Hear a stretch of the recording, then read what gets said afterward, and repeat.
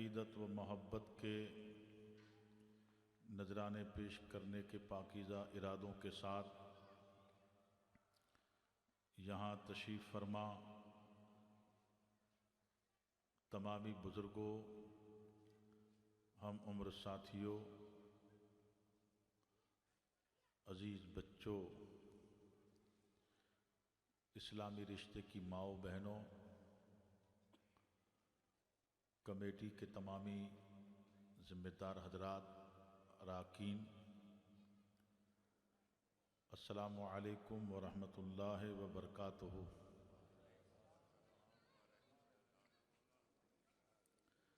इला अशरफिल अंबिया'i वल मुरसलीन व आलिही व अस्हाबिही अजमईन। इक़रउल फ़ातिहा।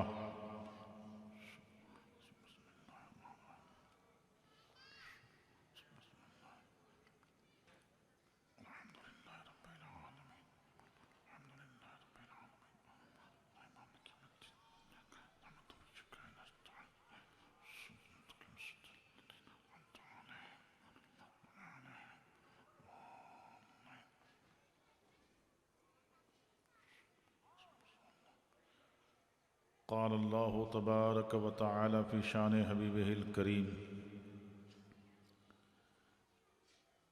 औज़ु बिल्लाहि मिनश शैतानिर रजीम। बिस्मिल्लाहिर रहमानिर रहीम। इन्नल्लाहा व मलाइकतहु युसल्लूना अलन नबी या अय्युहल्लज़ीना आमनू सल्लु अलैहि व सल्लिमू तस्लीमा। अल्लाहुम्मा सल्लि व सल्लिम व बारिक अला सय्यिदिना व नबिय्यिना व मौलाना मुहम्मदिन व आलिही व अस्हाबिही अजमईन। सलातुन व सलामुन अलैका या इमामल क़िबलतैन। सलातुन व सलामुन अलैका या जद्दल हसन वल हुसैन व अला आलिही व अस्हाबिही अजमईन। व उफ़व्विज़ु अमरी इलल्लाह इन्नल्लाहा बसीरुम बिल इबाद बिरहमतिका या अरहमर राहिमीन।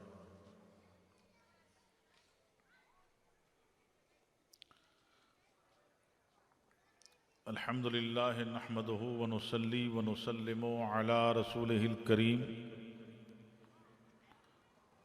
व आलिही व अस्हाबिही अजमईन। अम्मा बाद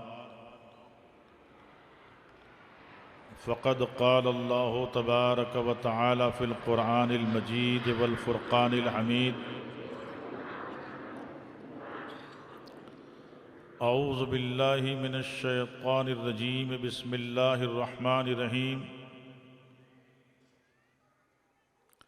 व इज़ क़ाल रब्बुका लिल मलाइकति इन्नी जाइलुन फ़िल अर्दि ख़लीफ़ा।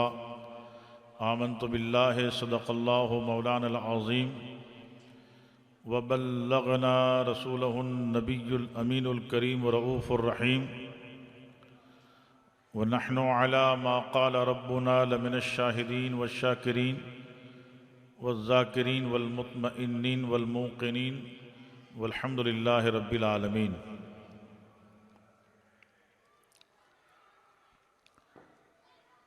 मोहतरम सामीन, आज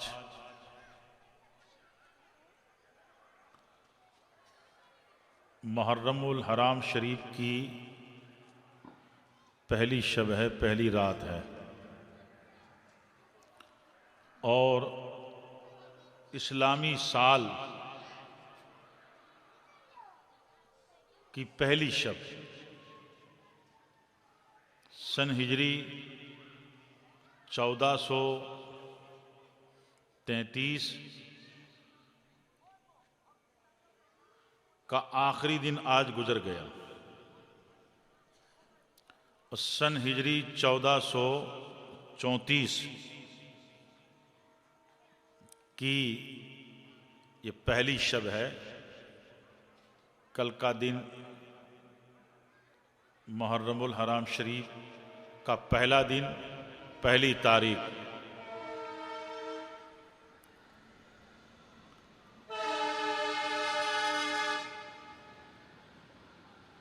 इस्लाम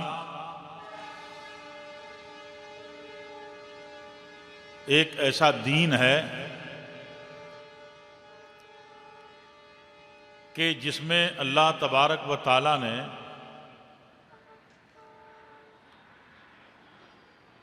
तक़वा, तहारत, इबादत, ताअत और ज़ाहिरी बातनी पाकीज़गी और तक़द्दुस को बड़ी अहमियत दी है।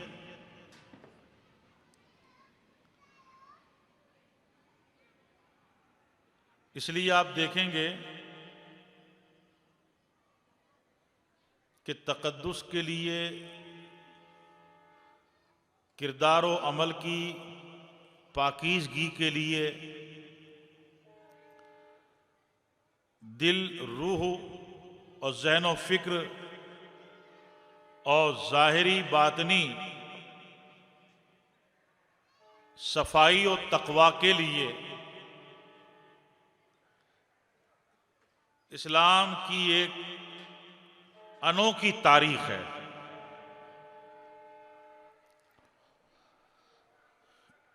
जो महीना गुजर गया वो ज़िलहिज्जा शरीफ का महीना था, इस्लामी साल का आखिरी महीना। और जिस महीने की आमद हुई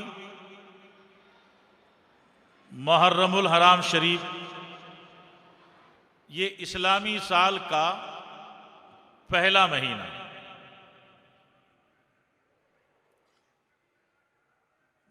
अल्लामा डॉक्टर इकबाल फरमाते हैं, गरीबो सादाओ रंगी है दास्ताने हरम। गरीबो सादाओ रंगी है दास्ताने हरम, निहायत जिसकी इस्माइल, इब्तिदा है हुसैन अलैहिस्सलातु व तस्लीमात। इस्लाम में सादगी है और इस्लाम में इमारत का तस्वुर कम है, धनवान होने का तस्वुर कम है, जागीरदारी का तस्वुर कम है, पूंजीपतियों के उरूज और इर्तिका का तस्वुर कम है और एतदाल, बराबरी, मसावात और समानता का तस्वुर ज्यादा है।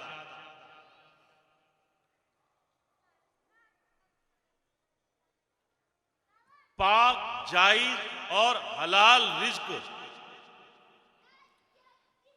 इस्लाम ने कमाने का ज़हन दिया, हुक्म दिया। और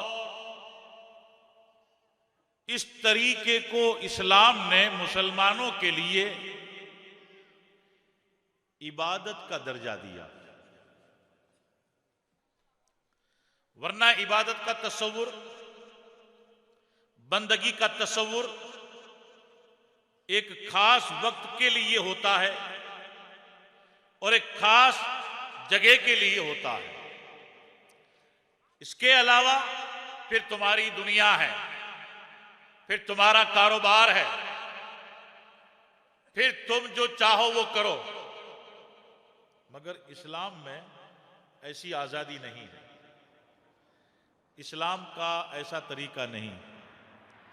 इस्लाम ने एक मजदूर है, बोझ उठाने वाला, वो सुबह अपने घर से निकलता है और अपनी पीठ पर बोझ उठाता है, कांधे पर बोझ उठाता है, हम्माली का काम करता है, लारी चलाता है, रिक्शा चलाता है, व्हीकल चलाता है, या किसी और काम में लगा है, और अगर पढ़ा लिखा है, एजुकेटेड है, अच्छी पोस्ट पर है, अच्छी जगह पे बैठता है, लेकिन उस अच्छी पोस्ट का ताल्लुक भी जायज और हलाल रोजी से है, और इस गरीब की मजदूरी का ताल्लुक भी जायज और हलाल रोजी से है, तो इस्लाम इसे फकत रोजगार नहीं कहेगा, इस्लाम इसे फकत नौकरी नहीं कहेगा, इस्लाम इसे फकत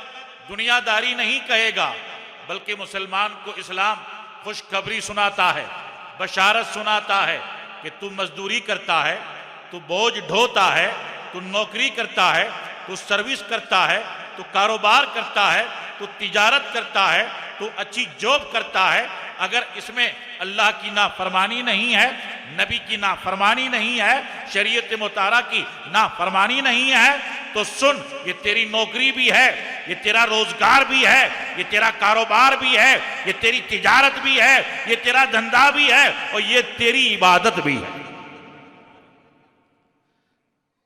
ये फलसफा है इस्लाम का। गरीब सादा रंगी है दास्ताने हरम, निहायत जिसकी इस्माइल इब्तिदा है हुसैन। रदी अल्लाह तबारक व तआला व अलैहि अफजलु सलवात व तस्लीमात।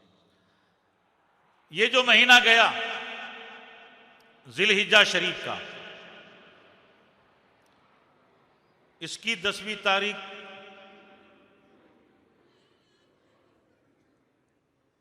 ईद अदहा,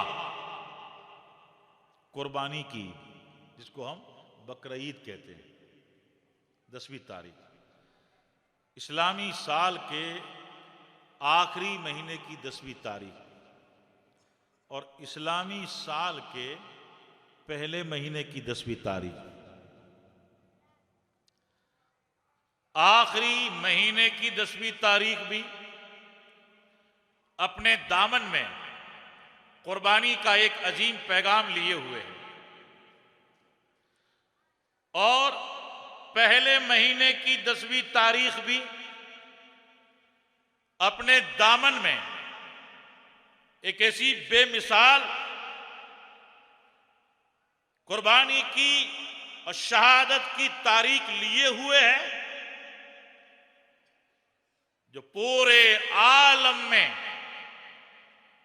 साढ़े 1300 साल के बाद भी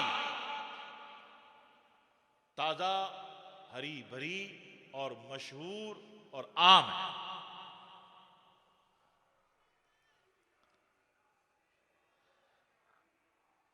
आखिरी महीने की 10वीं तारीख भी हमें कुर्बानी का पैगाम देती है, और पहले महीने की 10वीं तारीख भी हमें कुर्बानी का पैगाम देती है। यानी मोमिनीन का फरोग, मोमिनीन की तरक्की अल्लाह और उसके नबी सल्लल्लाहु अलैहि वसल्लम की बारगाह में कबूलियत कुर्बानी वाले रास्ते में। अल्लाह अकबर।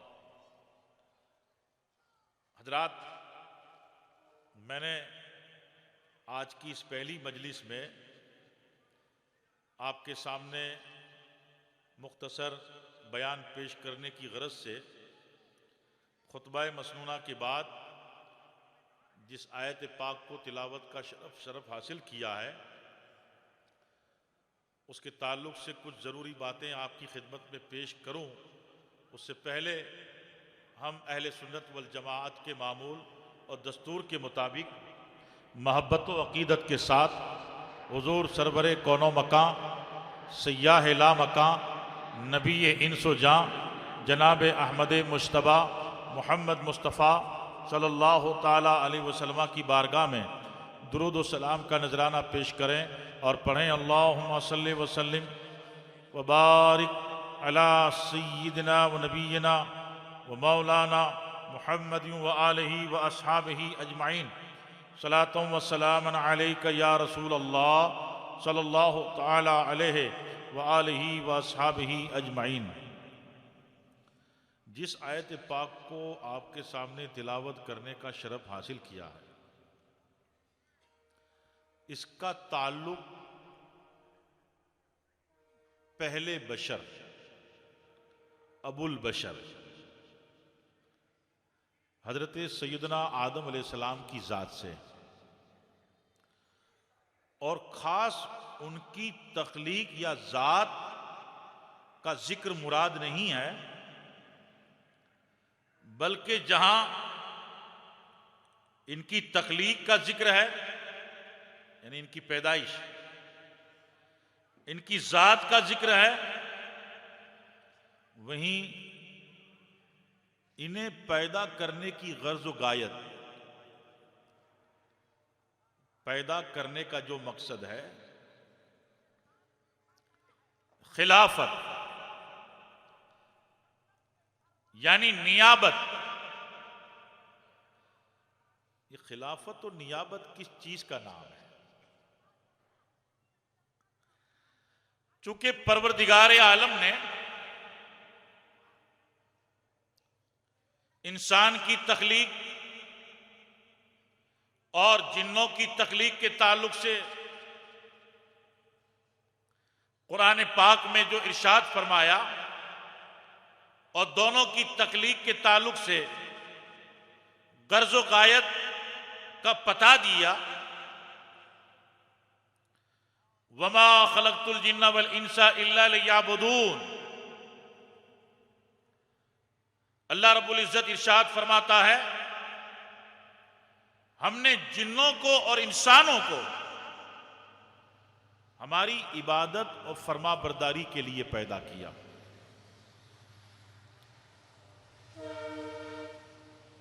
ये जिन हैं जो आग से बनाए गए हैं, और ये इंसान मिट्टी से बनाए गए, खाक से बनाए गए, और एक गिरोह फरिश्तों का है, एक मखलूक फरिश्तों की है।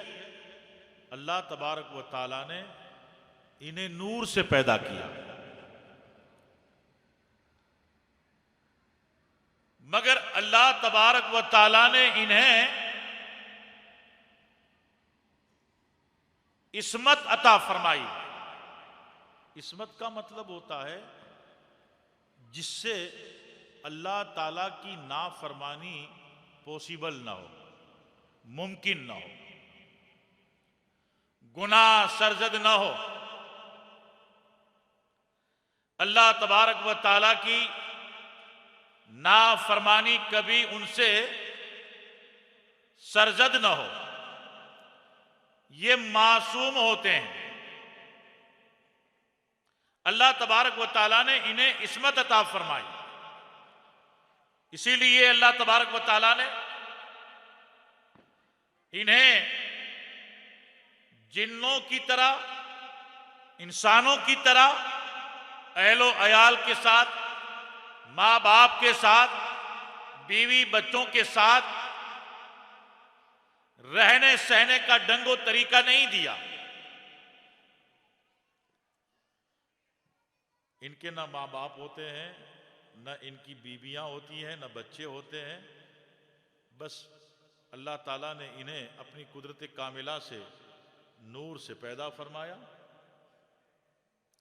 और अल्लाह तबारक व ताला ने इनके जिम्मा जो फरमा बरदारी रखी, जो ड्यूटी रखी, जो ताअत रखी, उसमें वो लगे रहे हैं, और उसी में वो दिन रात अल्लाह तबारक व ताला की ताअत व फरमा बरदारी में गुजारते रहते हैं। लेकिन जिन, ये आग से बनाए गए, इनसे गुनाह भी होते हैं, गलतियां भी होती हैं, खताएं भी होती हैं, कुफ्र भी होता है, शिर्क भी होता है, और जुर्म भी होते हैं। और इंसान तो चूंकि इंसान 4 अनासिर से बना है, आग, पानी, मिट्टी और हवा, इसमें आग का भी थोड़ा हिस्सा है, पानी का भी हिस्सा है, हवा का हिस्सा है, लेकिन इसका ढांचा और इसका अस्तित्व जो बनाया गया है वो मिट्टी से बनाया गया है। अब कुरान पाक में अल्लाह तबारक व तआला ने जब पहली मर्तबा फरिश्तों के सामने अल्लाह तबारक व तआला ने अपने इरादे और अपनी मर्जी और अपनी मंशा का इजहार फरमाया, इन्नी जाइलुन फिल अर्द खलीफा, मैं जमीन पर अपना एक नाइब बनाना चाहता हूं, मैं जमीन पर अपना एक खलीफा बनाना चाहता हूं। नाइब की जरूरत तो हम और आप जानते हैं, हर जगह हर एक मामले में और हर एक तबके में। जैसे मस्जिद है, बड़ी मस्जिद है तो एक हमारे सदर इमाम होते हैं और दूसरे नाइब होते हैं। कहीं बहुत बड़ा इदारा है तो उसमें एक शेखुल हदीस सदर होते हैं और दूसरे नाइब शेखुल हदीस होते हैं। और ऐसे ही जहाँ एडमिनिस्ट्रेशन होता है, इंतजामिया होता है, वहाँ भी डेप्यूटी होते हैं कि अगर असल नहीं है, मुख्य नहीं है, तो फिर डेप्यूटी के चार्ज में आ जाता है वो इलाका, नाइब। मगर अल्लाह तबारक व तआला तो अलीम व खबीर है, यहां नाइब की जरूरत क्यों पड़ती है कि जैसे एक इमाम साहब मस्जिद अबू हनीफा में है नहीं, वो चले गए राजकोट, किसी काम के लिए गए हैं अहमदाबाद, मौजूद नहीं है, तो अब मुसल्ला संभालेंगे नाइब। एक शेखुल हदीस दर्सगाह में बैठते हैं, तुलबा पढ़ने आते हैं, दरसे हदीस होता है, मगर चंद दिनों की छुट्टियां लेके चले गए वतन, मगर पीरियड चालू है, कोर्स चालू है, क्लास चालू है, मैन और सदर शेखुल हदीस नहीं है, तो अब बच्चों को तालीम देंगे, पढ़ाएंगे नाइब शेखुल हदीस।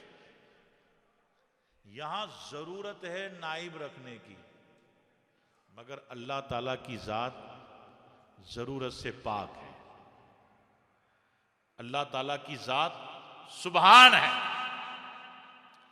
अल्लाह तबारक व तआला का इरशाद है, व नहनु अक़रबु इलैहि मिन हब्लिल वरीद,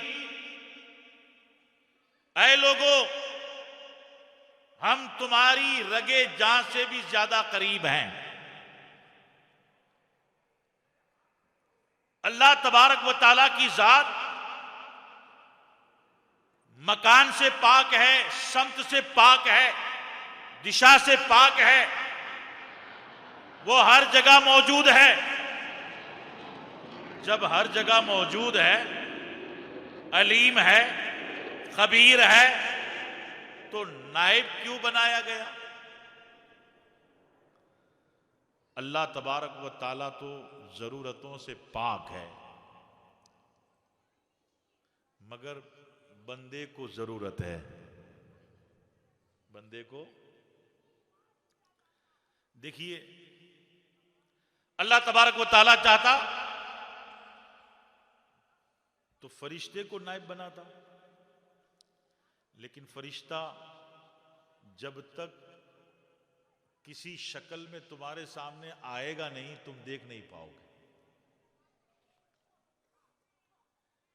दाएं बाएं फरिश्ते हैं, हर वक्त फरिश्तों की आमद होती रहती है, लेकिन बशर की नजर, आदमी की निगाह फरिश्तों को देख नहीं सकती। ऐसे ही जिन वो भी हैं, लेकिन जब तक जिन किसी की सूरत में हमारे सामने आएगा नहीं, तब तक हम उसे देख नहीं सकेंगे।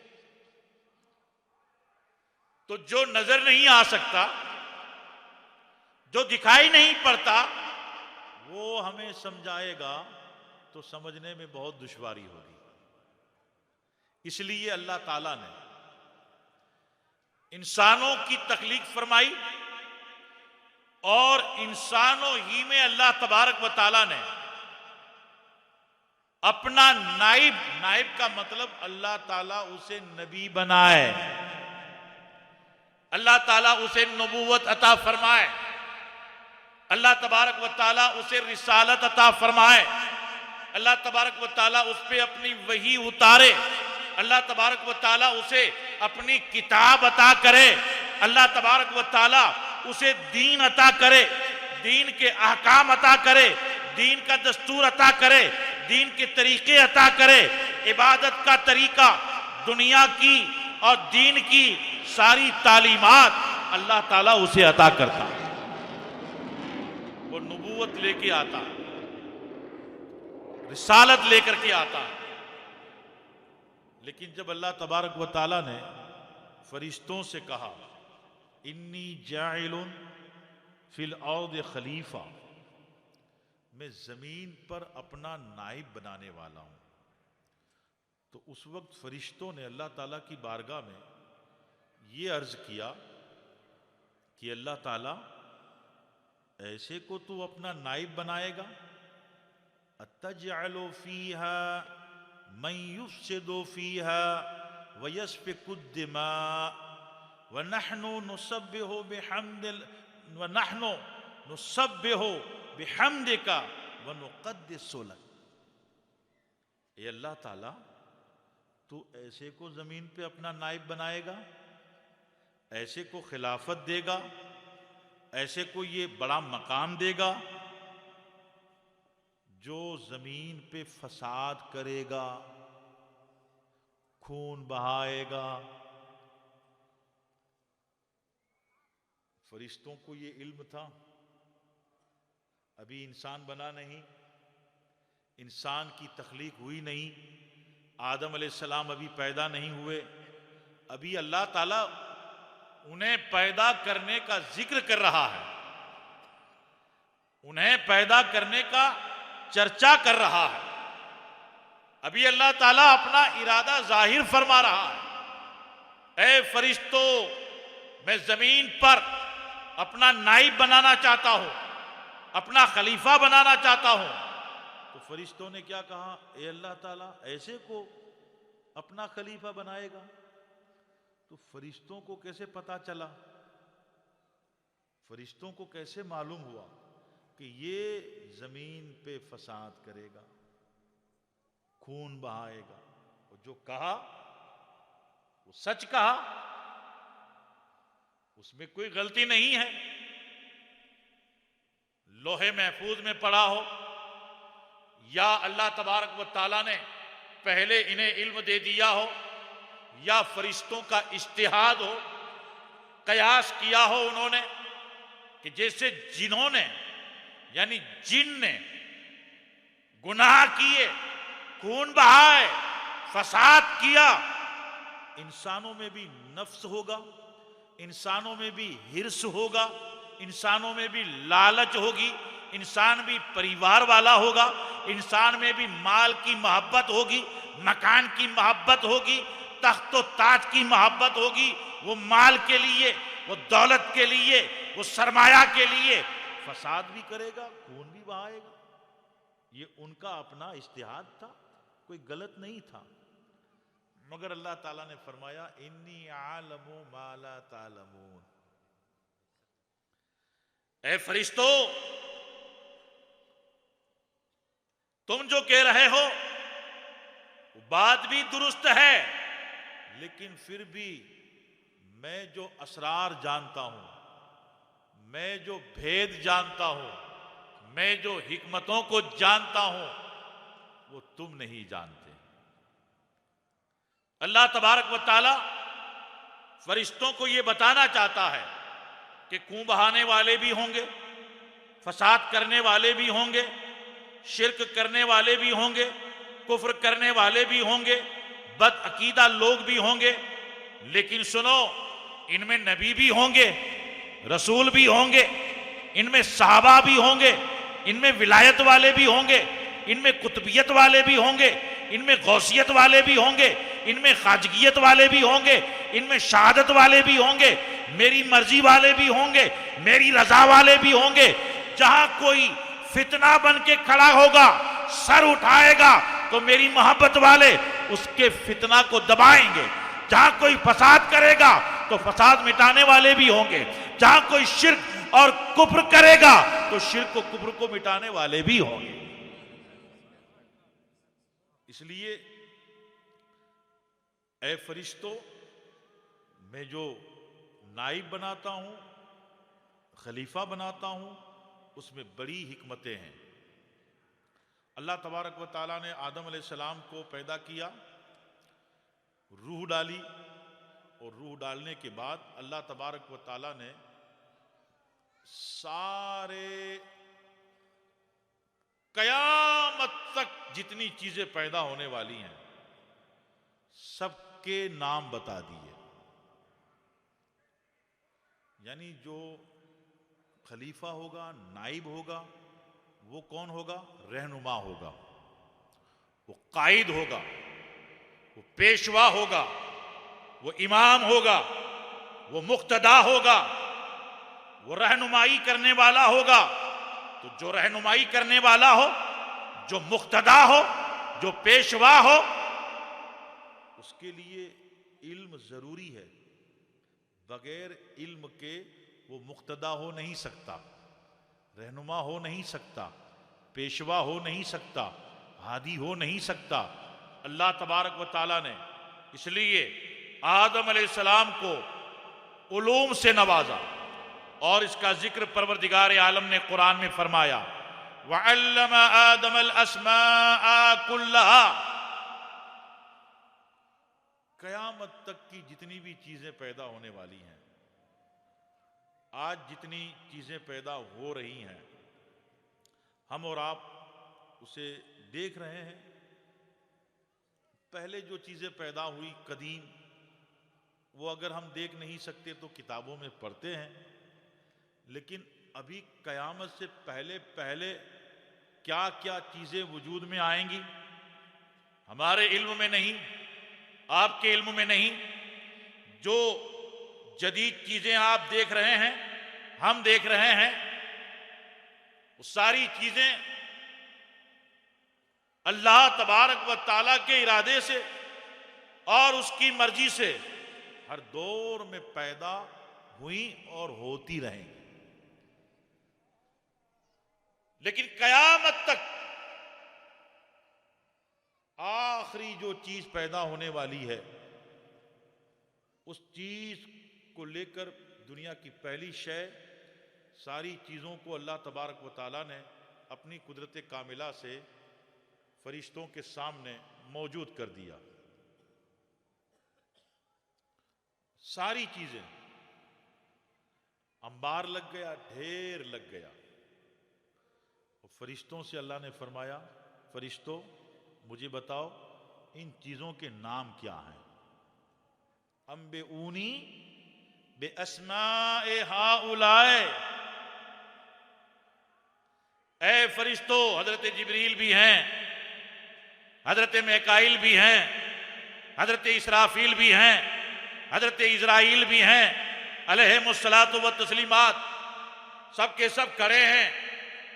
और अल्लाह तबारक व तआला ने कयामत तक की सारी चीजों को अपनी कुदरत कामिला से वहां मौजूद कर दिया। अब अल्लाह ताला फरमाता है, फरिश्तों बताओ इन चीजों के नाम क्या हैं? तो फरिश्तों ने अल्लाह ताला की बारगाह में अर्ज किया, सुब्हानक ला इल्म लना इल्ला मा अल्लमतना इन्नका अंतल अलीमुल हकीम। ए अल्लाह ताला तेरी जात पाक है, ए अल्लाह तबारक व तआला तू सुबहान है। ए परवरदिगार, हमारे पास जिस कदर इल्म है, ए अल्लाह वो सब तेरा दिया हुआ इल्म है। और ए परवरदिगार, जितना इल्म तूने अता किया है वही इल्म हमारे पास है, इससे ज्यादा नहीं है। ए अल्लाह, तू इल्म वाला है, हिकमत वाला। यानी फरिश्तों ने इस बात को कबूल कर लिया कि ए अल्लाह, इन चीजों के नाम हमें मालूम नहीं है। यानी इन तमामी चीजों के नामों का इल्म इन फरिश्तों के पास नहीं। अल्लाह ताला ने आदम अलैहिस्सलाम से फरमाया, आदम तुम बताओ। अब हजरत आदम अलैहिस्सलाम ने बताना शुरू किया, ए अल्लाह ये फलां चीज़ है, अल्लाह ये फलां चीज़ है, ए अल्लाह ये फलां ज़माने में होगी, ये फलां ज़माने में होगी, ए अल्लाह ताला ये दौर आएगा, इस दौर में ये बनेगी, ए अल्लाह ताला ये ज़माना उरूज करेगा, लोगों में अक्ल बढ़ेगी, लोगों में इल्म बढ़ेगा, लोगों में टेक्नोलॉजी आएगी, ए अल्लाह ताला ये परवाज़ करने वाली चीज़ है, ये तैरने वाली चीज़ है, ए अल्लाह तबारक व तआला ये दूर बात करने वाली चीज़ है, ए अल्लाह ये दूर देखने वाले मनाजिर पेश करने वाली चीज़ है, ए अल्लाह ताला ये पैगाम पहुँचाने वाली चीज़ है, ये SMS करने वाली चीज़ है, ए अल्लाह ये फलां चीज़ है, ये टेक्स्ट करने वाली चीज़ है, ए अल्लाह ये फलां ग्रह है, ए अल्लाह ये फलां मकाम है। बताते जा रहे हैं, बताते जा रहे हैं। अल्लाहु अकबर। अल्लाह ताला के दिए हुए इल्म की रोशनी में आदम अलैहिस्सलाम ने वो सारे नाम बता दिए। अब अल्लाह ताला ने फरिश्तों से कहा, ए फरिश्तों, इसके पास वो सारे उलूम हैं जो तुम्हारे पास नहीं, और जिसके पास इल्म ज्यादा होता है वो फजीलत वाला होता है, बुजुर्गी वाला होता है, रिस्पेक्ट वाला होता है, इज्जत वाला होता है, वकार वाला होता है। लिहाजा आदम, तुम सब में ज्यादा फजीलत वाले हैं, ज्यादा रिस्पेक्ट वाले हैं, ज्यादा वकार वाले हैं, इसलिए कि इनके पास इल्म तुम सबसे ज्यादा है, इनकी मालूमात तुम सबसे ज्यादा है, इनका नॉलेज पावरफुल नॉलेज है, इनके पास जो इल्म है ये सबसे बुलंदो बाला इल्म है। लिहाजा अब आदम अलैहिस्सलाम की इस इल्मी बरतरी के सामने, इल्मी तफावुक के सामने, ए फरिश्तों, तुम अपना सरे तस्लीम खम करो और आदम अलैहिस्सलाम को सजदाए ताजीमी करो। वइज़ क़ुल्ना लिल मलाइकति इस्जुदू लि आदम फसजदू इल्ला इब्लीस अबा वस्तकबरा व काना मिनल काफिरीन। अल्लाह ताला कुरान में फरमाता है कि लोगों याद करो, मेरे नबी याद करो, ऐ लोगों उस दौर को याद करो, उस जमाने को याद करो जब हमने फरिश्तों से कहा था आदम को सजदाए ताजीमी। ये सजदे दो किस्म के, अगले नबियों के जमाने में रिस्पेक्ट और ताजीम का सजदा जायज था, वो हमारे दीन में, हमारी शरीयत में जायज नहीं है। अगले नबियों और अगली कुछ शरीयत में ताजीम का सजदा जायज था। इस्लाम में किसी को इबादत की नीयत से सजदा करेगा तो दीन से निकल जाएगा, इस्लाम से खारिज हो जाएगा। यानी माबूद मान करके सजदा करे इस अकीदे के साथ कि इसे सजदा करना इबादत की नीयत से जायज है। अगर ऐसे इरादे से सजदा किया तो वो दीन ही से निकल गया, वो इस्लाम ही से निकल गया, वो ईमान से महरूम हो गया, वो ईमान से खारिज हो गया। लेकिन आज भी अगर कोई ताजीम और अदब व एहतराम के इरादे से किसी बुजुर्ग को सजदा करे तो ये भी हराम है। क्या है? हराम। क्योंकि नबी सल्लल्लाहु ताला अलैहि वसल्लम ने इसको अपनी शरीयत में जायज नहीं रखा। हाँ, हमारे यहाँ ताजीम का तरीका क्या है? कोई पीर साहब हैं, आले रसूल हैं, दीनदार हैं, अल्लाह का खौफ रखने वाले हैं, कोई आलिम दीन है, कोई बुजुर्ग हैं, कोई सूफी बासफ़ा हैं, या माँ बाप हैं, दादा दादी नाना नानी बुजुर्ग हैं, तो औलाद को हक है कि वो अपने बाप की दस्तबोसी करे, माँ की दस्तबोसी करे, माँ की कदम बोसी करे, दादा की दस्तबोसी करे। अपने पीर साहब हैं तो उनका हाथ चूमे, उस्ताद गिरामी हैं उनका हाथ चूमे, या कोई वली आए, बुजुर्ग आए, उनके कदम को चूमे, उनके हाथ का बोसा ले, उनके गले में हार डाले, उनके सामने हाथ बांध के खड़ा रहे, उनके सामने घुटने टेक के अदब से बैठा रहे, उनके सामने खामोश रहे, जब तक वो कहे नहीं बोलने के लिए वो ना बोले, अदब से बैठे। ये ताजीम है, ये इज्जत है, ये रिस्पेक्ट है। इस्लाम ने और शरीयत इस्लामिया ने इस तरीके को जायज रखा है। तुम बोसा कदम का भी ले सकते हो, अल्लाह के वली की चौखट पे जाओ तो चौखट का बोसा ले सकते हो, अल्लाह के वली की कब्र पे जाओ तो कब्र में जो पैरों का हिस्सा है, पाय ताने हैं, वहां तुम बोसा दे सकते हो, उसकी कब्र को, चादर को चूम सकते हो। ये अदब है, ये एहतराम है। लेकिन इस्लामी शरीयत ने अगली शरीयतों में जो ताजीमी सजदा जायज था उसको जायज नहीं रखा। अब आदम अलैहिस्सलाम को अल्लाह ताला ने सारे फरिश्तों को हुक्म दिया करो सजदा, तो सारे फरिश्तों ने सजदा किया, फसजदू, सब ने। लेकिन इब्लीस था, वो अपनी पीठ फेर के खड़ा हो गया। आदम अलैहिस्सलाम के सामने उसका चेहरा था, लेकिन उसने अपनी पीठ हजरत आदम अलैहिस्सलाम की तरफ कर दी। कुरान ने बताया अबा वस्तकबरा, सजदा करने से इनकार कर दिया और बड़ाई करने लगा, तकब्बुर करने लगा। जब सजदे से इनकार किया, तकब्बुर करने लगा, उससे पूछा गया क्यों सजदा नहीं किया,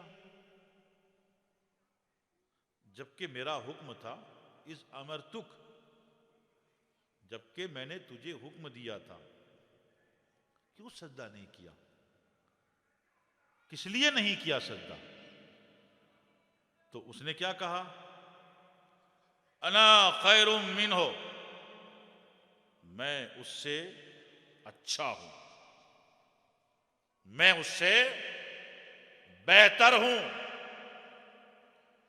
खलक़तनी मिन नारिन व खलक़तहू मिन तीन, ए अल्लाह तूने मुझे आग से पैदा किया, इसे मिट्टी से पैदा किया, मैं इससे बेहतर हूं, इसलिए मैं इसे सजदा नहीं करूंगा। तो एक तरफ आदम अलैहिस्सलाम की जाते गिरामी और एक तरफ अल्लाह तबारक व ताला का हुक्म, अल्लाह ताला का फरमान, और एक तरफ इल्म है, इबादत है, परहेजगारी है और बड़ा मकाम व मनसब है, लेकिन वहां अना यानी मैं, ईगो आ गया, तकब्बुर आ गया। बंदा अल्लाह ताला के इरशाद के सामने, अल्लाह ताला के फरमान के सामने अपनी अना को नहीं देखता। जब हिंदुस्तान के एक बादशाह शहाबुद्दीन शाहजहां इतना कीमती तख्त बनाया था, जो उस जमाने में करोड़ों की लागत से बना था, उसका नाम है तख्ते ताऊस। उसका इफ्तिताह, उद्घाटन रखा, बड़े बड़े लोगों को, ताजिरों को और छोटी रियासतों के हुक्मरानों को, उलमा को, मुफ्तियान दीन को, सब वीआईपी लोगों को बुलाया कि आज तख्ते ताऊस का इफ्तिताह, यानी उसका उद्घाटन है, ओपनिंग है। तो उद्घाटन का वक्त आया, ओपनिंग का वक्त आया, तो शहाबुद्दीन शाहजहां ने एक मुसल्ला मंगाया और तख्त पर बैठने से पहले मुसल्ला बिछाकर उसने 2 रकात शुक्राने की नमाज पढ़ी। नमाज पढ़ने के बाद जब नमाज से फारिग हुए तो एक मुफ्ती साहब भी थे, वो अपनी आस्तीन में खंजर छुपा के बैठे थे। आस्तीन में खंजर छुपा के बैठे थे। वही मुफ्ती साहब खड़े होके बोलते हैं कि शाहजहां, तख्त पे बैठने से पहले यहां 2 रकात नमाज पढ़ी तुमने, इसकी वजह क्या? शाहजहां ने कहा कि जब ये तख्त मैंने देखा तो मुझे एक तख्त वाला याद आ गया,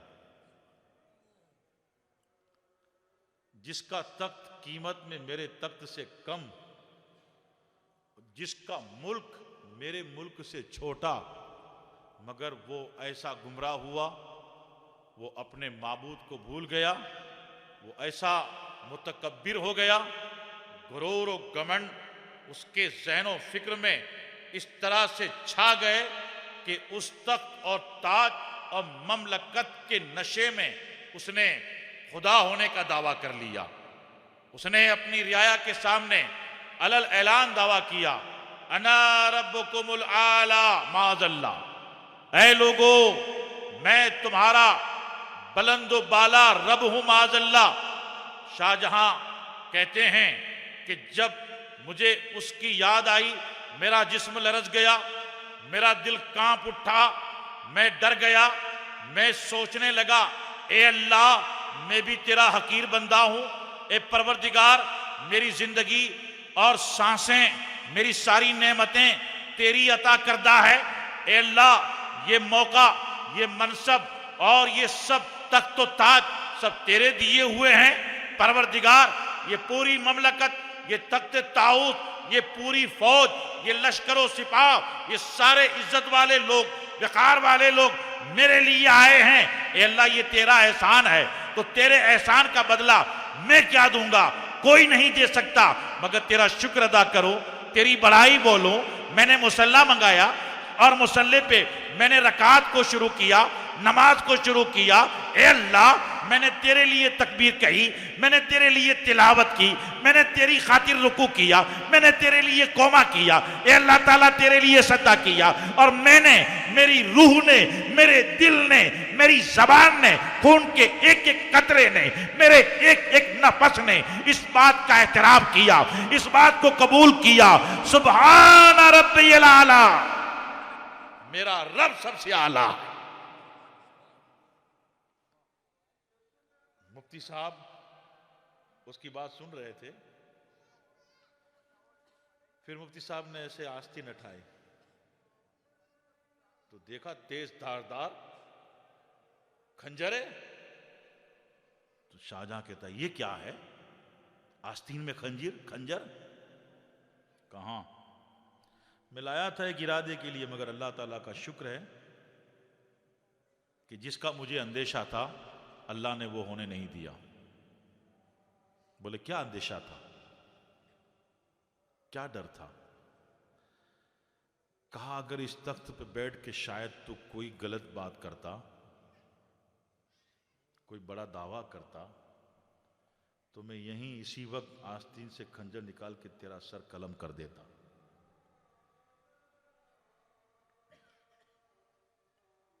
मुफ्ती साहब ने अल्लाह ताला का डर और दीनी जिम्मेदारी निभाने का जो अपना किरदार बताया, शाहजहां ने कहा मैं अल्लाह का शुक्र अदा करता हूं कि हमारी ममलकत में तुम जैसे अल्लाह का खौफ रखने वाले बुजुर्ग भी हैं, जो बादशाह के कर्रो फर, शान व शौकत, उसका जाहो जलाल, उसकी ममलकत का रोब दबदबा जर्रा बराबर रखता नहीं है और अल्लाह का खौफ रखता है और सच्ची बात बताने में वो किसी को खातिर में नहीं लाता।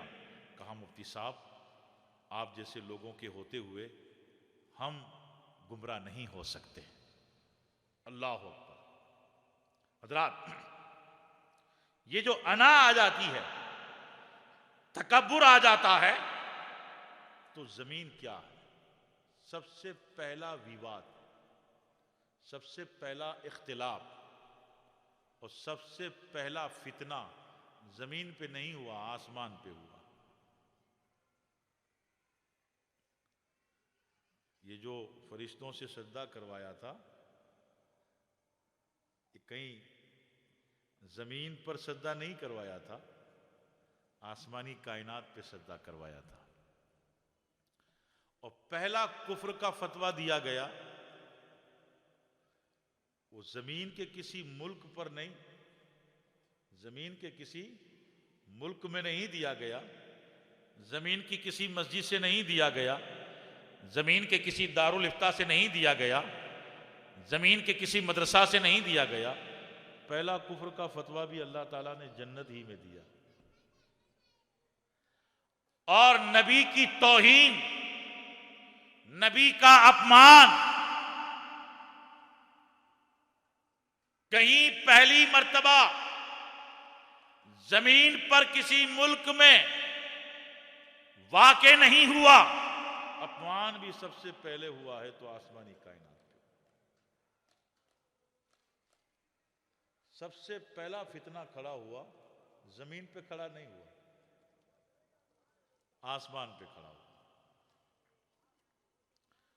अल्लाह तबारक व तआला ने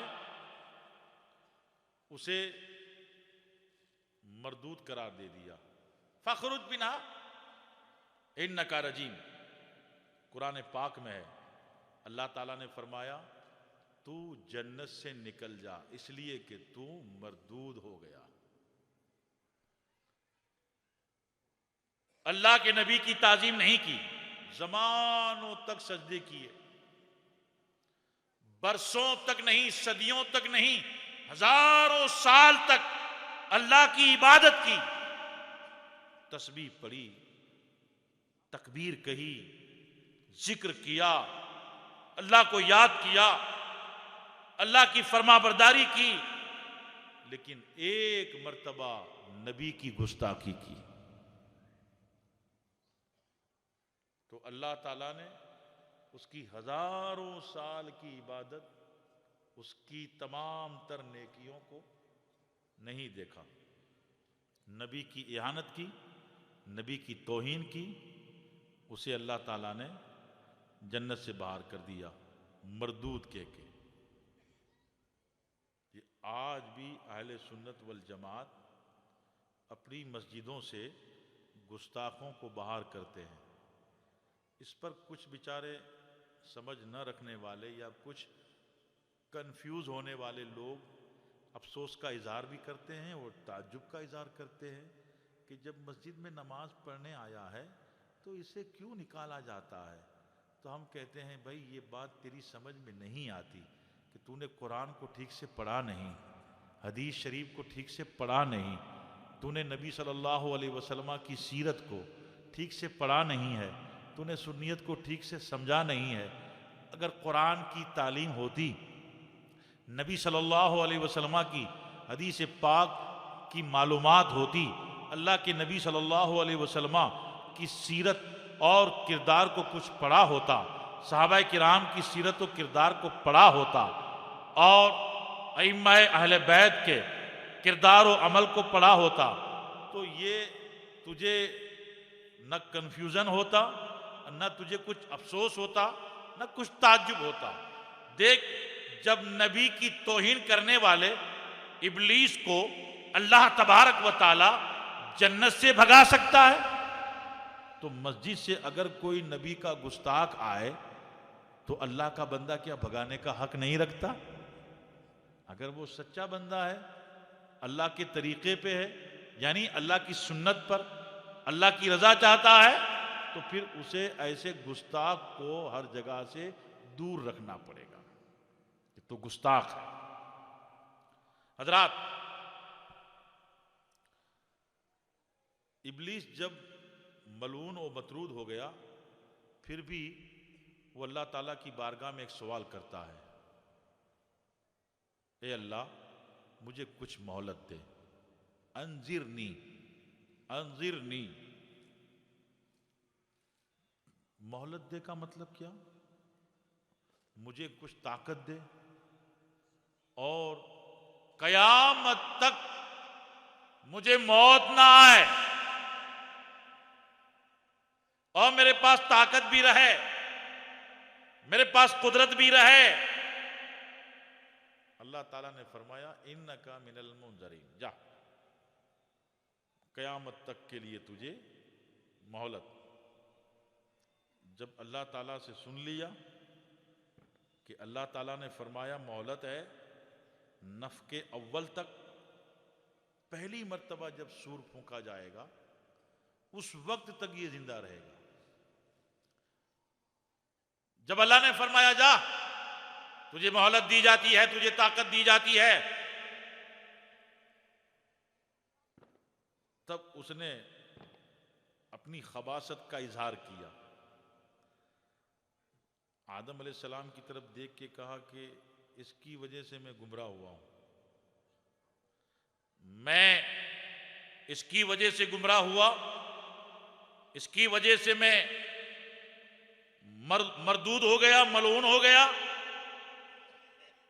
ए अल्लाह, अब मैं तेरी इज्जत की कसम खा के कहता हूं कि इसकी औलाद को मैं गुमराह करूंगा, इसकी औलाद को मैं गुमराह करूंगा।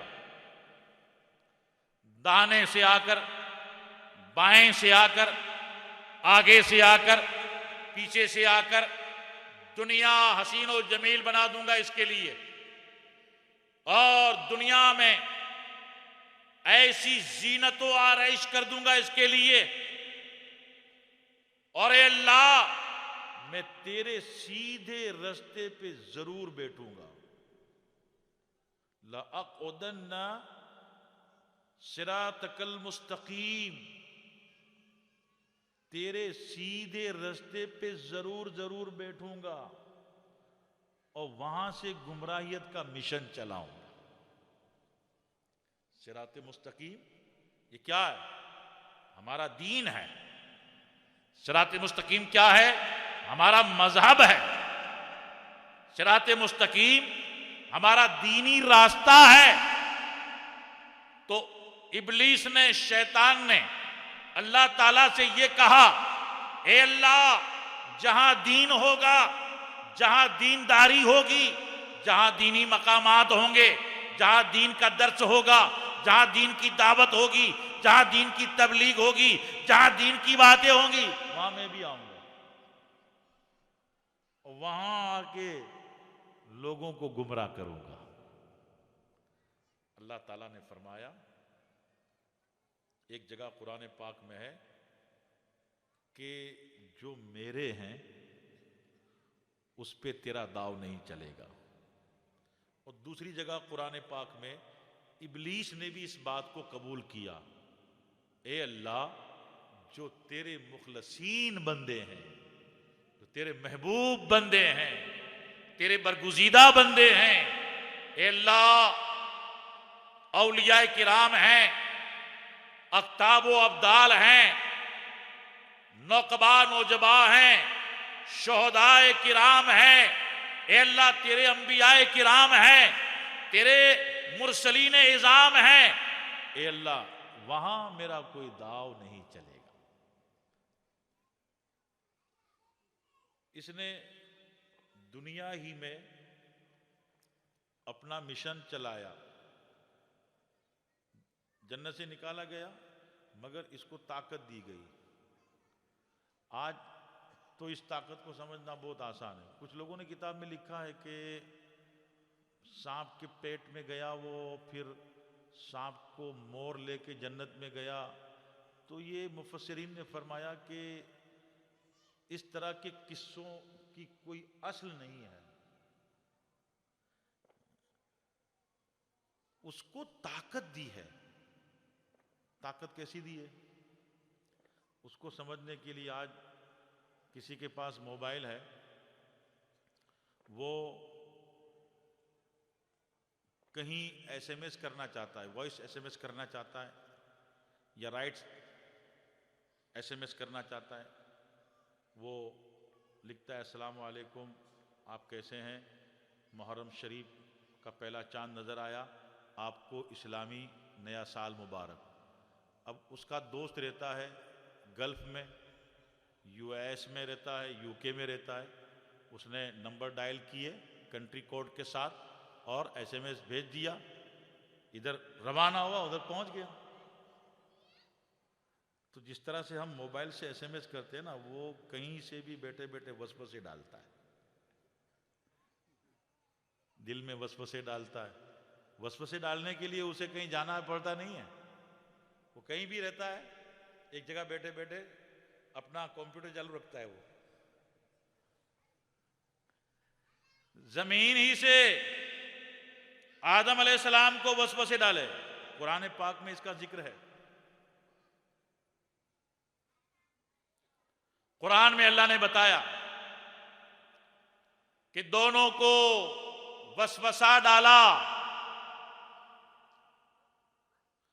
और दोनों को फिसलाया। फअज़ल्लहुम शैतान, दोनों को फिसला दिया और आदम अलैहिस्सलाम से लग़्ज़िश हो गई। दरख्त के करीब न जाना, गंदुम न खाना। इसने वसवसों से आदम अलैहिस्सलाम के जहन में ये बात डाली कि न खाने की वजह ये कि अगर आप खा लेंगे तो फिर हमेशा के लिए आपको जन्नत ही में रहना होगा, आप जन्नत से बाहर नहीं जा सकेंगे। अब ये बात उसने जहन में डाली तो एक तरह का वसवसा डाल दिया। अब आदम अलैहिस्सलाम ने जहन में इस बात को लिया, मगर नाफरमानी का कस्द नहीं था, नाफरमानी का इरादा नहीं था। एक मर्तबा आपने अपनी अहलियाए मोहतरमा के साथ वो दाना खा लिया, बाद में इसका इल्म हुआ कि इसकी तो ममानियत थी, मेरे लिए ये बैंड था, इस पे प्रतिबंध था, मगर मैंने लग़्ज़िश की। कुरान में खाने की निस्बत आदम और हव्वा अलैहिमुस्सलातु व तस्लीमात की तरफ है, मगर खिलाने की पूरी कोशिश इब्लीस की तरफ है। अब उसकी नीयत ये थी कि ये भी जन्नत से बाहर हों। हम तो बर्बाद हो ही गए, हम तो बाहर हो ही गए, हम तो रुसवा हो गए, हमारी तो कोई इज्जत न रही, हमारा तो मकाम छीन लिया गया। ये क्यों रहें, इन्हें क्यों इज्जत मिले, ये क्यों वहां सुख और चैन के साथ रहें, इन्हें भी यहां से दूर किया जाए, इन्हें भी भगाया जाए।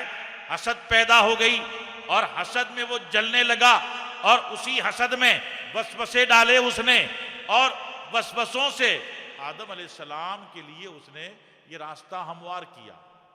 मगर आदम अलैहिस्सलाम जब अल्लाह ताला की मशीयत ही यही थी, दुनिया में भेजने के लिए पैदा किया था, अब दुनिया में जाने का एक सबब और एक बहाना आ गया, अल्लाह ताला ने इन्हें दुनिया में भेज दिया। बहुत लंबी तारीख है, मुख्तसर ये कि आदम अलैहिस्सलाम के ख़ानदान ही में, आदम अलैहिस्सलाम की हयात ही में, उनकी ज़िंदगी ही में एक बेटे के हाथ से दूसरे बेटे का कत्ल इब्लीस ने करवाया। काबिल के हाथ से हजरत हाबिल को शहीद करवाया। एक खातून के लिए, एक औरत के लिए शरई तौर पर दीन आदम अलैहिस्सलाम के एतबार से, अदल व इंसाफ के एतबार से उस पर हक हजरत हाबिल का था, मगर नाजायज तरीके से हक न होने के बावजूद, शरीयत के खिलाफ होने के बावजूद, दीन आदम अलैहिस्सलाम के खिलाफ होने के बावजूद ये उस खातून को जबरी तौर पे लेना चाहता था। और आदम अलैहिस्सलाम और अल्लाह ताला की तरफ से जो कुर्बानी कबूल हुई, उसका फैसला आ गया कि इस खातून पे हक हजरत हाबिल का है। मगर उस भाई ने आदम अलैहिस्सलाम की हयात ही में अपने हाथ से अपने भाई को कत्ल किया। दुनिया का ये पहला कत्ल हुआ। हकीकी भाई ने, सगे भाई ने अपने माँ बाप की मौजूदगी में, यानी बाप भी हयात हैं, माँ भी हयात हैं, और इस नेक शरीफ और दीनदार भाई को एक खातून की हिर्स में मुब्तिला होकर इसने कत्ल किया। मगर ये सब सारी कार्रवाई शैतान की थी। लेकिन अल्लाह तबारक व तआला ने हज़रत आदम अलैहिस्सलाम को सरबलंदी अता फरमाई, सैयदा हव्वा को सरबलंदी अता फरमाई। आदम अलैहिस्सलाम के साहबजादे हज़रत शीश अलैहिस्सलाम को अल्लाह तबारक व तआला ने नबूवत अता फरमाई, और इब्लीस को अल्लाह ताला ने उस वक्त भी जलील व रुसवा फरमाया, और अल्लाह तबारक व तआला ने उसको खाइब व खासिर फरमाया। आदम अलैहिस्सलाम जब तक ज़ाहिरी हयात में रहे, सैयदा हव्वा रज़ी अल्लाह तआला अन्हा जब तक हयात ज़ाहिरा में रहीं, और हज़रत शीश अलैहिस्सलाम जब तक हयात ज़ाहिरी में रहे, अल्हम्दुलिल्लाह इस्लाम और दीन और अल्लाह ताला के फरमान और इंसान की तख्लीक के मकसद को वो आम करते रहे, वो दुनिया को संवारते रहे, वो कौम को संवारते रहे, वो नस्लों को संवारते रहे। और इब्लीस जहां जहां भी मिशन खड़ा करता है, जहां जहां भी फितना खड़ा करता है, जहां जहां भी गलत तरीके पैदा करता है, ये अल्लाह के बरगुजीदा बंदे उन गलत तरीकों को नाबूद करते हैं। यहां तक कि एक दौर आया हजरत इब्राहीम खलीलुल्लाह अलैहिस्सलाम का। हजरत इब्राहीम खलीलुल्लाह अलैहिस्सलाम, और उस जमाने में जो बड़ा बादशाह था, हुक्मरान था, वो नमरूद था। एक बात जहन में रखना कि हर दौर में, हर जमाना में जो नाहक होता है, गलत तरीके पे होता है, अल्लाह तबारक व ताला के दीन के कानून और उसूल के खिलाफ होता है, उसको सारी दुनियावी ताकतों पे गलबा होता है। उसके पास दुनियावी ताकत होती है, दुनियावी दौलत होती है, और सारे असबाब होते हैं। लेकिन जो सच्चाई को लेके चलता है, हक्कानियत को लेके चलता है, खुदा की रज़ा की खातिर चलता है, दीन के लिए, कुरान और हदीस शरीफ के लिए, और कौम मुस्लिम की भलाई और बेहतरी के लिए, और आम इंसानों को सच्चा रास्ता दिखाने के लिए जिंदगी गुजारता है, और पाक मिशन चलाता है, मुकद्दस मिशन चलाता है, हक और सदाकत वाला मिशन चलाता है, सब्र और रज़ा का मिशन चलाता है, उसने अखलाक का मिशन चलाता है, और लोगों को खुदाए ताला के दीन के करीब अल्लाह ताला की किताब से वाबस्ता करने के लिए, अल्लाह तबारक व ताला के पाकीज़ा घर की तरफ दावत देने का मिशन चलाता है। उसके पास बज़ाहिर जाहो जलाली नहीं होती, बज़ाहिर कोई ताकत नहीं होती, लेकिन अल्लाह तबारक व ताला की पूरी नुसरत, पूरी हिमायत उसके साथ होती है। जैसे नमरूद के ज़माने में क्या था, कुछ लोग सितारे को पूजते थे, कुछ चांद को पूजते थे, कुछ सूरज को पूजते थे, कुछ बुतों को पूजते थे, और उसमें नमरूद भी कहता था कि मेरी भी पूजा करो, माज़अल्लाह, मुझे भी पूजो। इब्राहीम अलैहिस्सलाम का चचा आज़र चचा था और बुत बनाया करता था। अपने चचा के खिलाफ, नमरूद के खिलाफ और पूरे बुत परस्तों के खिलाफ इब्राहीम अलैहिस्सलाम ने बहुत कामयाब मिशन चलाया। कुरान पाक के 7वें पारा में है, फलम्मा जन्ना अलैहिल लैल रआ कौकबा काला हाज़ा रब्बी फलम्मा अफला काला ला उहिब्बुल आफिलीन। प्रैक्टिकल, वास्तविकता के साथ, बहुत बेहतरीन मिसाल देकर, बल्कि मौजूदात को और हालात को नज़रों के सामने रखकर, सितारा तुलू होता है तो एक कौम सितारे की पूजा करती थी, इब्राहिम अलैहिस्सलाम ने कहा, ऐ लोगो, इस सितारे को मेरा खुदा बताते हो? इस सितारे को तुम माज़अल्लाह खुदा बताते हो? लेकिन जब रात ढलने लगी, सफीदाए सहर नमूदार हुआ, सुबह की रोशनी फैलने लगी, सितारा गुरूब हो गया, तो इब्राहिम अलैहिस्सलाम ने उस कौम से कहा, जो गुरूब हो जाता है वो कभी खुदा होने के लायक नहीं होता, और ऐसे गुरूब होने वाले बातिल खुदाओं से हम लोग मोहब्बत नहीं करते। इस तरह से फिर चांद का जिक्र हुआ, सूरज का जिक्र हुआ, और बहुत से लोगों के जहन में ये बातें आने लगी कि इब्राहिम अलैहिस्सलाम सही रास्ता बता रहे हैं। इब्राहिम अलैहिस्सलाम जिस अल्लाह का पता दे रहे हैं, जिस अल्लाह का तारुफ कर रहे हैं, वहदहू ला शरीक, अल्लाह एक है, अल्लाह अजली अबदी है, अल्लाह जिस्म से पाक है, अल्लाह मकान से पाक है, अल्लाह ज़रूरतों से पाक है, अल्लाह तबारक व ताला इस पूरी कायनात का खालिक है।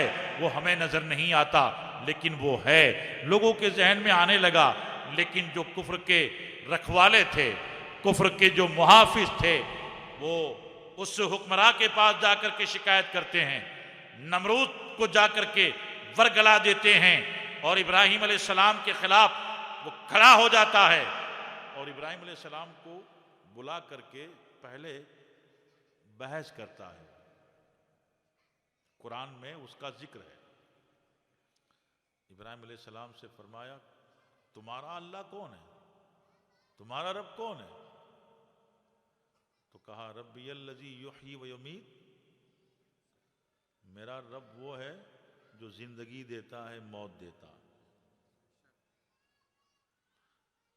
तो ये बदबख्त, क्योंकि हुक्मरां था, कैद खाने में एक कैदी मुजरिम था जिसको सजाए मौत सुनाई गई कि इसे फांसी पे चढ़ा दिया जाए, और दूसरा था वो बेगुनाह था, उसके हक में फैसला आया इसे रिहा कर दिया जाए।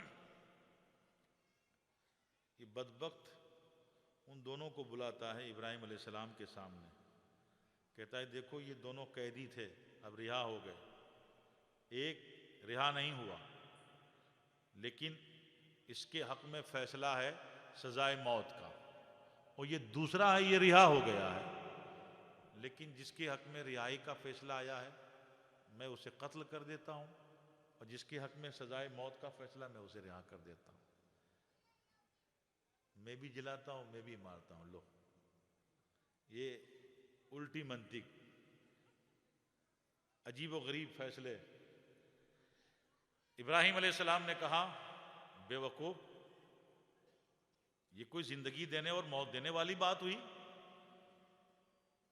ये तो तूने जुल्म किया कि जो रिहा हो रहा था उसे कत्ल कर दिया, और जो कत्ल के लायक था उसे तूने बचा लिया।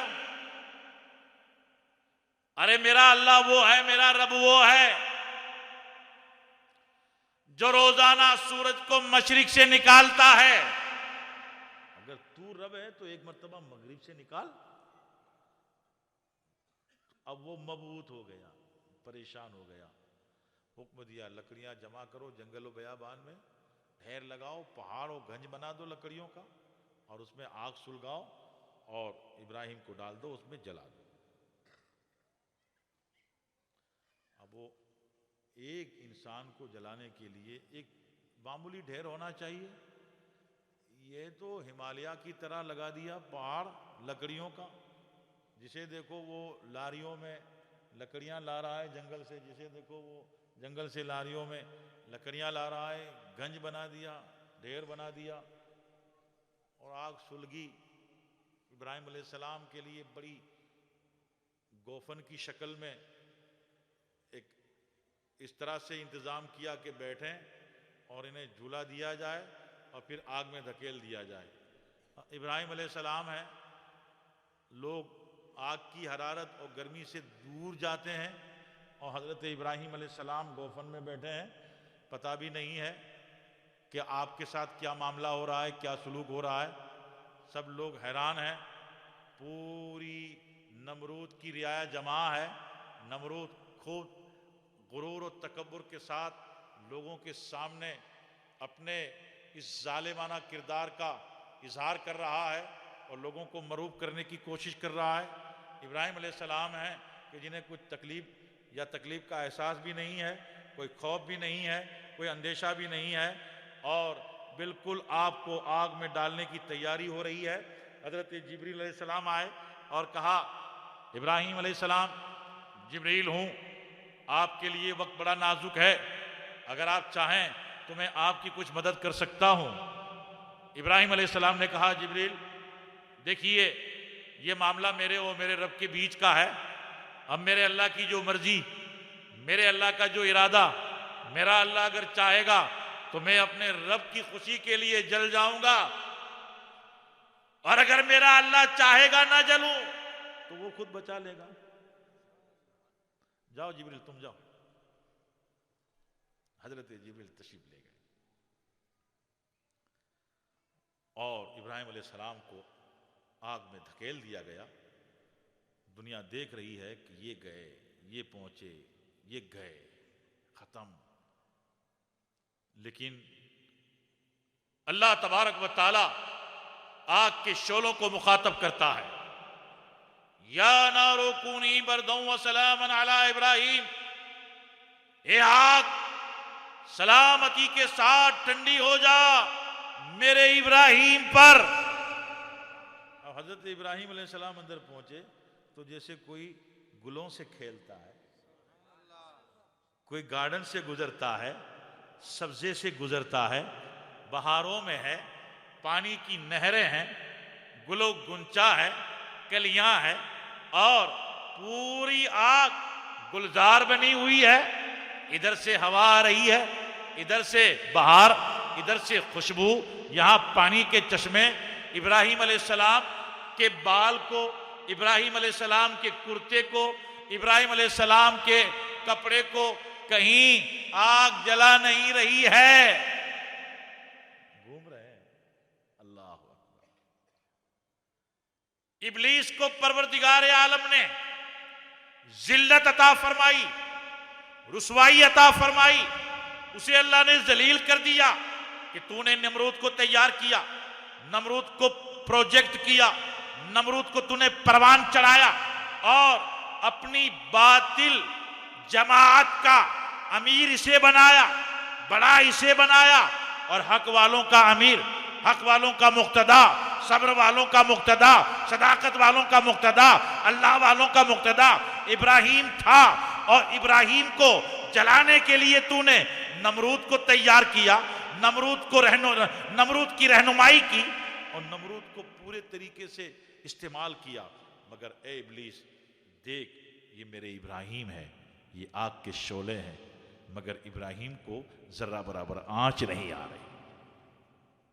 हजरात, इसी तरीके से एक दौर हजरत मूसा अलैहिस्सलाम और फिरौन का, कुरान ने इसका भी जिक्र किया है कि फिरौन मिस्र की ममलकत का ताजदार था, लाखों की फौज थी और हजरत मूसा अलैहिस्सलाम और उनके भाई हजरत हारून अलैहिस्सलाम, ये दोनों बिरादर, दोनों भाई थे। और बनी इसराइल में इन्होंने फिरौन की खुदाई और बुत परस्ती के खिलाफ इन्होंने मिशन चलाया।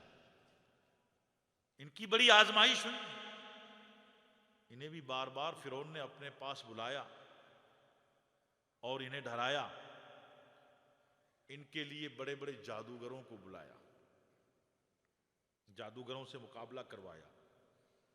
लेकिन उसकी ममलकत और रियासत के जादूगर जो बड़े मैदान में रस्सियों को जमा करके रस्सियों पे नज़रबंदी का इजहार करते हैं, यानी रस्सियों पे नज़रबंदी का इस्तेमाल करते हैं और शहरी ताकत का वो इजहार करते हैं।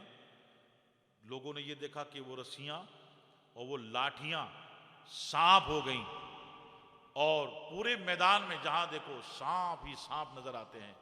लोग खौफ ज़दा हो गए, दहशत ज़दा हो गए, लोग डरने लगे। मूसा अलैहिस्सलाम भी खड़े हैं और ये मंजर देख रहे हैं, और मूसा अलैहिस्सलाम के हाथ में असा है। कौन सा असा? जिसका जिक्र कुरान में है, जिसकी तारीफ कुरान में है। अल्लाह तबारक व तआला ने कुरान के 16वें पारे में जब हजरत मूसा अलैहिस्सलाम के दाहिने हाथ में असा था, अल्लाह ने पूछा था, अल्लाह ने इरशाद फरमाया था, वमा तिलका बियमीनिका या मूसा, ऐ मूसा अलैहिस्सलाम तुम्हारे दाहिने हाथ में क्या है? तो हजरत मूसा अलैहिस्सलाम ने कहा, जवाबन अर्ज किया, क़ाला हिया असाय अतवक्कउ अलैहा व अहुश्शु बिहा अला गनबी वलिया फीहा मआरिब उखरा। कुरान में असा की तारीफ आई है। हजरत मूसा अलैहिस्सलाम अल्लाह ताला की बारगाह में अर्ज करते हैं, मौला ये मेरा असा है, ये मेरी लाठी है, मैं इस पे टेक लगाता हूं और मवेशियों के लिए दरख्त से पत्तियां झाड़ता हूं, और जब दूसरे काम की जरूरत होती है तो मेरे दूसरे काम भी असा से पूरा होते। तो वही असा हाथ में लिए खड़े थे और पूरे मैदान में सांप सांप। तो अल्लाह ताला ने फरमाया, जनाब कलीम तुम भी अपना असा फेंको। वो असा हजरत मूसा अलैहिस्सलाम ने फेंका तो वो जबरदस्त अजदहा हो गया, एक बहुत बड़ा अजगर बन गया। जितने भी सांप रेंग रहे थे मैदान में, वो एक तरफ से सबको निगलना शुरू करता है, निगलना शुरू करता है, निगलना शुरू करता है। सारे सांपों को यकबारगी निगल गया और मैदान साफ करके फिर असा बन के हजरत मूसा के हाथ में आ गया। तो वो जादूगर थे, उन्होंने पहले भी हजरत मूसा की इज्जत की, और इस मंजर को देखने के बाद वो हजरत मूसा की बारगाह में आए और कहने लगे, ऐ मूसा अलैहिस्सलाम हमारा ये तो जादू था, ये तो करतब था, ये तो नजरबंदी थी, मगर आपका ये फैल है, ये जादू नहीं है। आपका ये काम है, ये नजरबंदी नहीं है।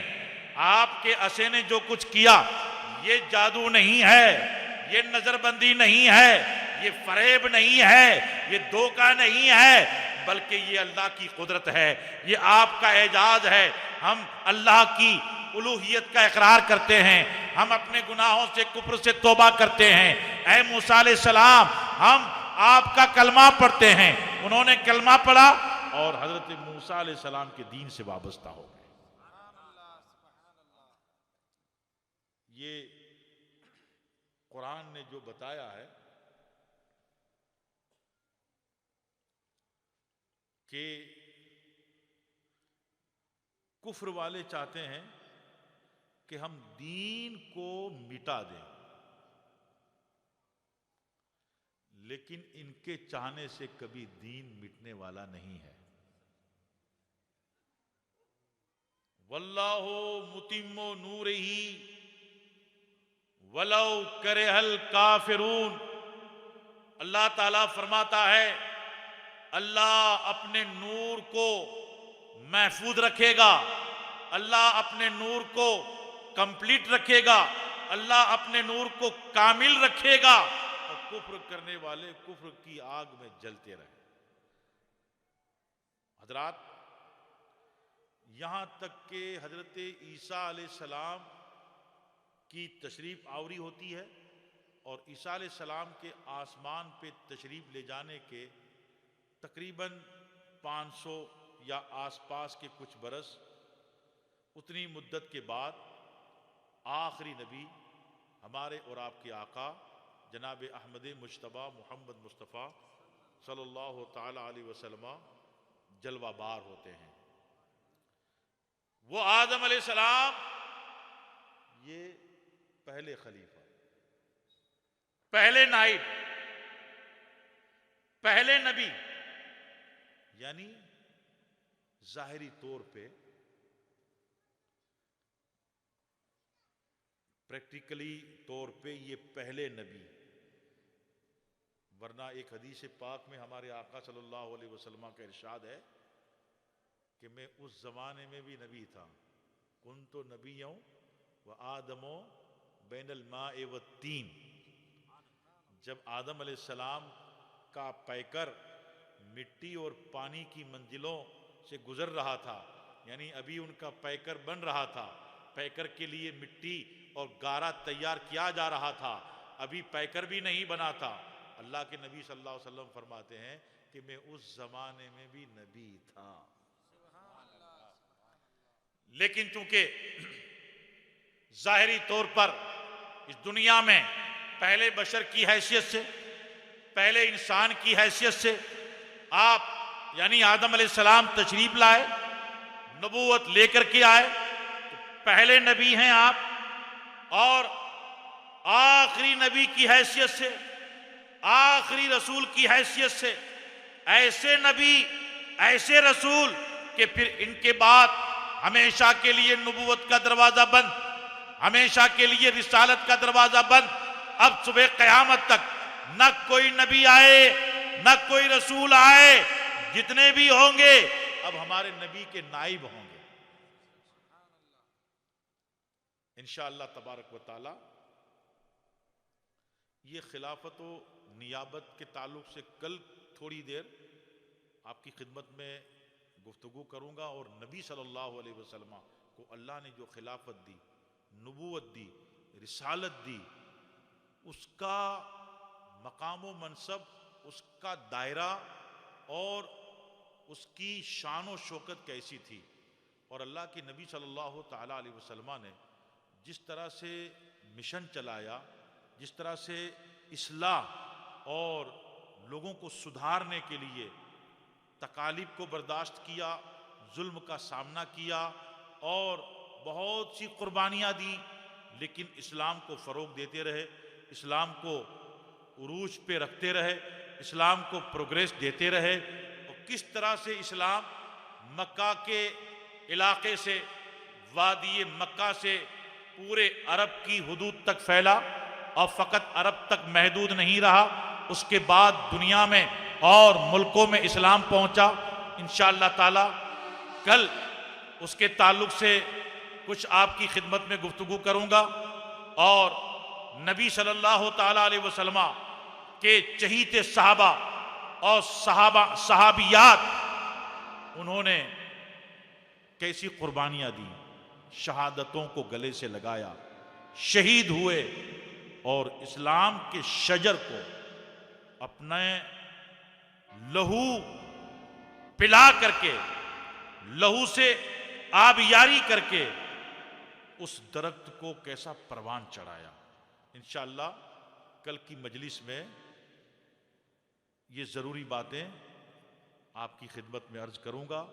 आज यहाँ पे अपनी गुफ्तगू को यहाँ इख्तिताम तक पहुँचाता हूँ, यहाँ बात अपनी कामिल पूरी करता हूँ इस दुआ के साथ कि अल्लाह तबारक व तआला हसनैन करीमैन के सदक़े में शोहदाए बद्र, शोहदाए उहुद और शोहदाए करबो बला के सदक़े में, और करबला शरीफ के शहीद के तुफ़ैल और शोहदाए करबो बला के तुफ़ैल, अल्लाह तबारक व तआला हमको, आपको और पूरी दुनिया के मोमिनीन मोमिनात को सब्र के साथ, ताअत के साथ, इल्म के साथ, हलाल रिज़्क़ व रोज़ी के साथ इस तरह से इज़्ज़त व वक़ार के साथ रखे कि अल्लाह तबारक व तआला हमें और आपको हसनी, हुसैनी, कादरी, चिश्ती बना के रखे, और अल्लाह तबारक व तआला आफात से, बलाओं से, मसाइब से, हादसों से और हर तरह की परेशानियों से महफूज रखे। और इस पाकीज़ा मजलिस में पाबंदी से आकर हसनैन करीमैन की इस बारगाह में खराज अकीदत पेश करने के इरादे से आने वाले तमामी बुजुर्गों को, तमामी भाइयों को, सादाते किराम को, उलमाए किराम को, सरबराह हजरात को, बच्चों को, माओ बहनों को अल्लाह तबारक व तआला हमेशा हुसैनी बना के रखे, हुसैनी बना के जिलाए, हुसैनी बना के उठाए, और कल क़यामत में हुसैनी गुलामों में हमारा और आपका अज्र हो। अल्लाह ताला हुसैनी फैज़ से दुनिया और आखिरत में हमें शादाब रखे। कहने में, सुनने में कहीं भूल हो, खता हो, अल्लाह ताला माफ़ फरमाए और अल्लाह ताला ज़्यादा से ज़्यादा हमें कहने की तौफीक दे, सुनाने की तौफीक दे। आप हजरात को ज़्यादा से ज़्यादा मोहब्बत व अक़ीदत के साथ सुनने की तौफीक दे और अल्लाह हम सब को उस पर अमल करने की तौफीक दे। आमीन या रब्बल आलमीन। बहक़ नबी का सय्यिदुल मुरसलीन वमा अलैना इल्लल बलाग बिरहमतिक या अरहमर राहिमीन। बाद अब खड़े हो जाएं सलातो सलाम के लिए।